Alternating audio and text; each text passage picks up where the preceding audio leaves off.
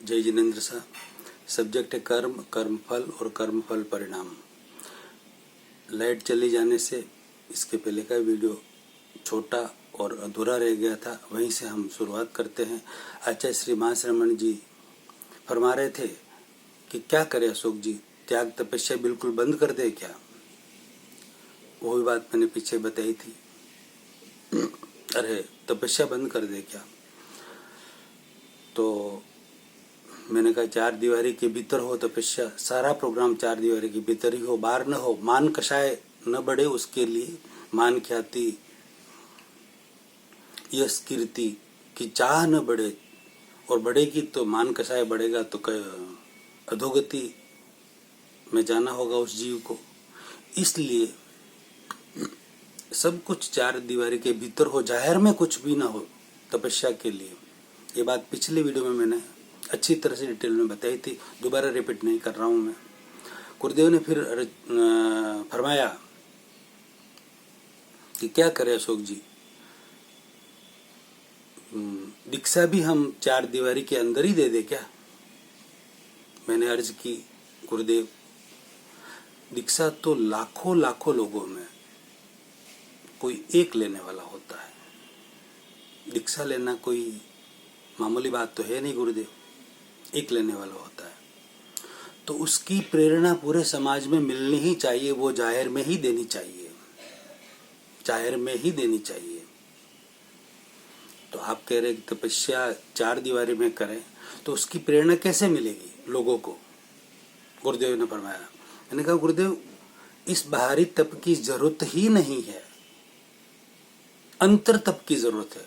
बाहरी तप की न तो हमारे तीर्थंकरों ने किया था, ऋषभ देव जी से लेकर भगवान महावीर स्वामी तक, और न करवाया था। ये तो पीछे के कुछ आचार्यों की देन है, नए नए सिरे से तप खड़े किए सारे। तो इन सब की जरूरत ही नहीं, और जरूरत सिर्फ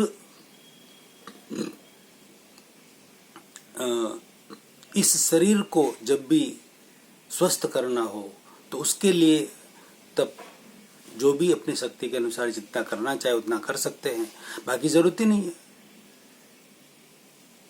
आत्म कल्याण के लिए इस तप की जरूरत नहीं है, इससे आत्म कल्याण हो ही नहीं सकता।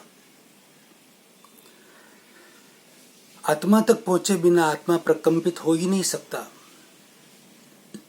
भोजन ये उदारिक शरीर करता है, आत्मा तो करता नहीं। उदारिक शरीर को भूखा रखे इसको फर्क पड़ेगा। आत्मा भोजन करता नहीं, उसे भूखा रखा भी नहीं जा सकता। कितनी लॉजिकल और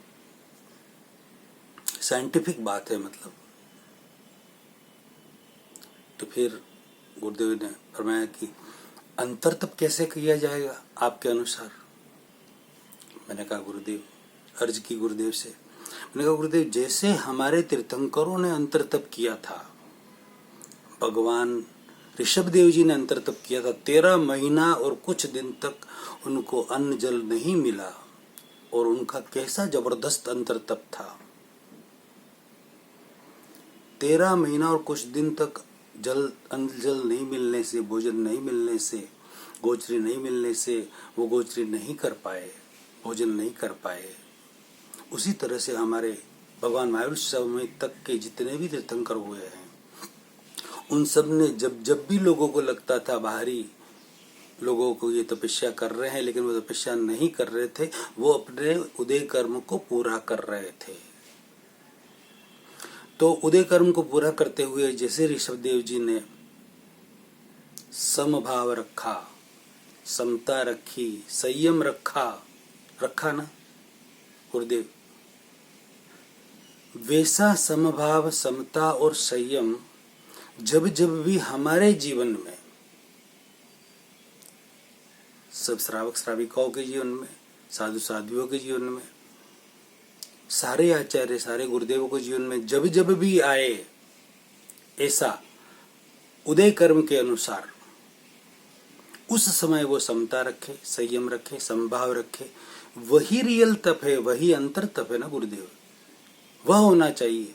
डेली हमें नाश्ता व्यवस्थित मिल ही जाता है, भोजन भी मिलता है अच्छी तरह से, दिन में पूरे दिन में 2-3 बार 4 बार नाश्ता, भोजन, चाय, पानी सब कुछ अच्छी तरह से मिलता है। कभी कभी ऐसा भी आप सबके जीवन में ऐसा आता होगा, आपको भी गुरुदेव कभी, आपके तो लगभग नहीं आता होगा, लेकिन कभी कभी बार बहुत बड़े बड़े विहार करने में ऐसा भी आता होगा कि कभी आपको या साधु संतों को भी उणोदरी करनी पड़ती होगी ना।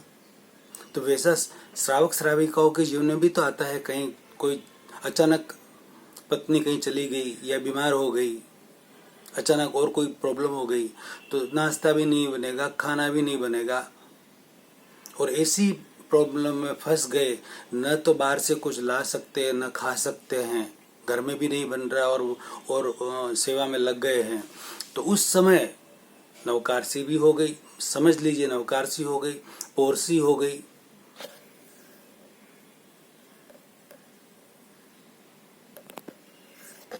नवकारसी हो गई, पोरसी हो गई, आधे दिन तक नहीं मिला तो एकाशन हो गया, पूरे दिन नहीं मिला तो उपवास हो गया।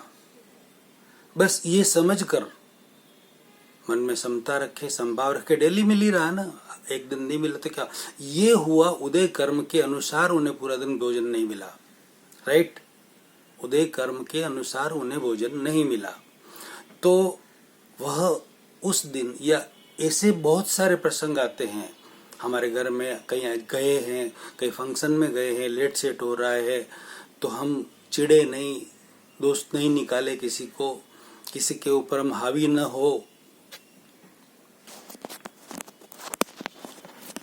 सॉरी कुछ टेक्निकल प्रॉब्लम आ रही है, हावी न हो और हम समता रखें, संभाव रखें, तो ये रियल तब इस तरीके से, रियल तब जब खड़े होते हैं अपने आप उदय कर्म के अनुसार, उस समय समता रखने से ये रियल तप होते हैं। ऐसे बहुत सारे अलग अलग अनेक प्रकार है गुरुदेव उस तरीके से तप करवाए जा सकते हैं। अगला प्रवचन अगले वीडियो में लेते हैं।